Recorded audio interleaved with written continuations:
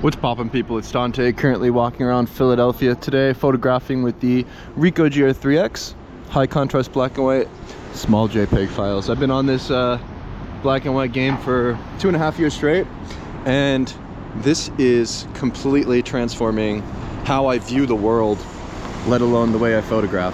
And so essentially what this is doing for me by returning to light and shadow and photographing in high contrast black and white is I'm returning, I believe, to the essence of the medium of photography. When you look at the word photography, phos meaning light, graphia meaning writing or drawing, I'm essentially drawing with light and treating the world as the canvas, where essentially I can find infinite potential where everything is photographable. And this is a very abundant mindset that I adopt these days, photographing this way, because essentially when you're on the street, you want to enter a flow state and find yourself constantly creating new photographs and not necessarily overanalyzing or thinking too much.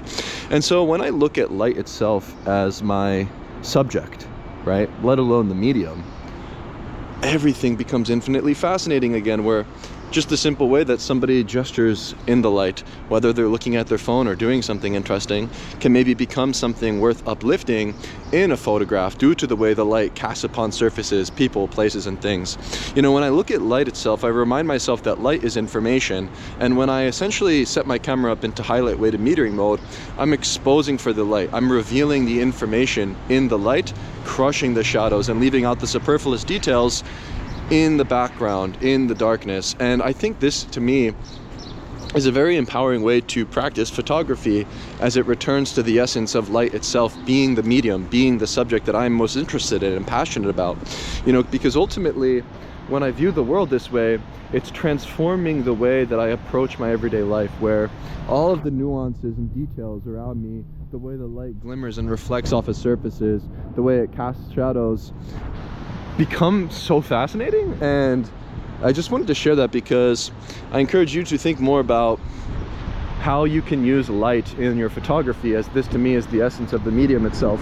And for me going forward, my goal with photography is actually to push the boundaries of the medium of photography and to see what this medium can potentially become or be, you know, as I've hit my personal wall in photography through pushing my personal limits. And so now I'm sort of letting go of all preconceived notions of what I know about photography and allowing life to simply flow to me. And then I'm there and I'm prepared with my camera. Looking good, man? Oh yeah. He said he likes that shoe. He saw my shoes. He looked pretty nice. I was trying to get a photo of him, but the shadow area was too strong in the background, and so I wasn't really able to separate him from that environment. I could have repositioned myself, but the background was too sloppy, right? Where the advertisements on the walls can become kind of sloppy in a photo. But actually, if you position yourself in a place like this where you can see somebody clearly separated from the light and shadow play and make a photograph this way, you can actually create a more compelling image. So one of the things that I like to do when I'm photographing is find these different moments of foreground background relationship. And you know, a lot of the times I'll walk around and I'll snapshot my way through life, but you know, if you find something simple like a stage, right, you find yourself like, you know, just looking at a clean backdrop like this, there's potential to make a photograph where the light and shadow can interact at the scene in the background. People can maybe potentially overlap and create interesting gestures. There's potential to actually make a silhouette photo against the light on the back there. And then when you make a photo like this, you can essentially build your composition naturally by positioning yourself in relationship to that stage. And so one of the ways in which I've always photographed is essentially finding myself at a choke point where people can move in and out of a frame and people can move in and out of the composition, and then you're sort of just there and you're in the right position at the right time to press the shutter. And this to me is a very simple technique, but it's always something that I use as a way for me to start my day, for me to start my sort of practice of making street photos, because at the end of the day, right, photography is this visual medium, right, where photography is a visual game where one must perceive the world with sharp visual acuity, recognizing the patterns in nature, whether it's the light and human behavior, you know, the way they gesture and move on the street. And then you're sort of just there and making relationships between the moment itself and the background. And it all does come down to where you position your physical body in relationship to life itself. And so I think in order to create a more compelling photograph, one must be aware of the visual game and the sort of simple things like geometry, form, light, and then from there building that visual foundation of what makes a successful photograph, go out there and then intentionally break the rules within the medium of photography, where now as I'm photographing, I'm snapshotting my way through life, and I'm simply bringing my camera for the ride. I'm not necessarily going out there on the hunt for my next best photo, but I simply know that my next photo will be my best photo, as photography is this endless stream of becoming. And through following your curiosity and that inner childlike state, you enter the spirit of play, where essentially the flow state is all about forgetting everything you think you know, letting go, and letting the chips fall as they may. And so while I may have the ability to create a compelling photograph through my ability to put together these visual puzzles and understand the relationships I can make on the streets to create a strong photo, yeah, I think it's actually more important for me these days to just let go and to just spontaneously photograph. And I'm sharing with you some of these simple ideas of how I've developed my photography skills, and I believe that is something that everybody should achieve as a photographer before simply breaking the rules and letting go, because ultimately it's very important to have an understanding of the visual nature of the medium.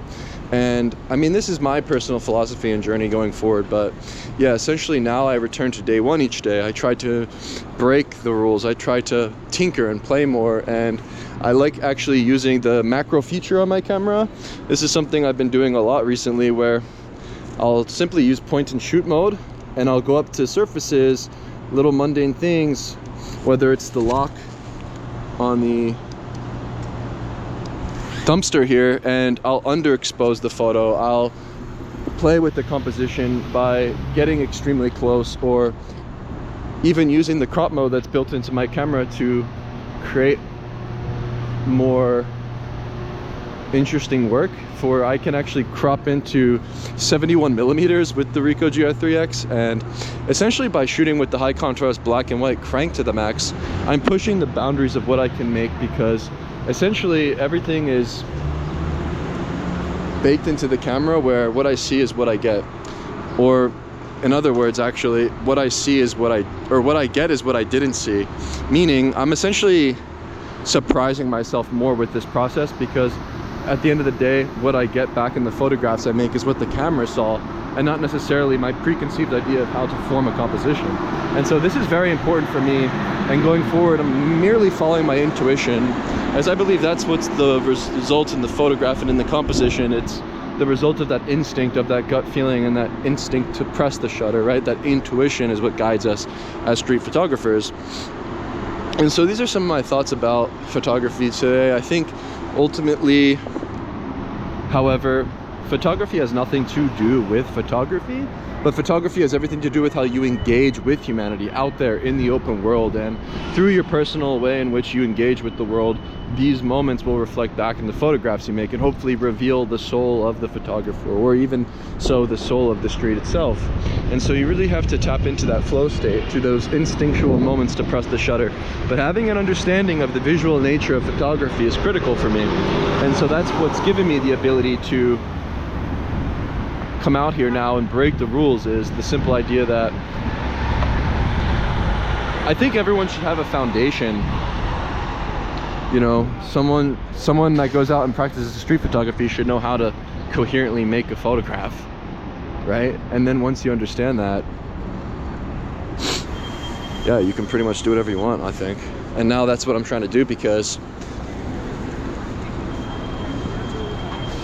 yeah, it's actually very easy to make a good photo. And that's what I've realized, and that's how I've hit my plateau, was simply just making really good photos.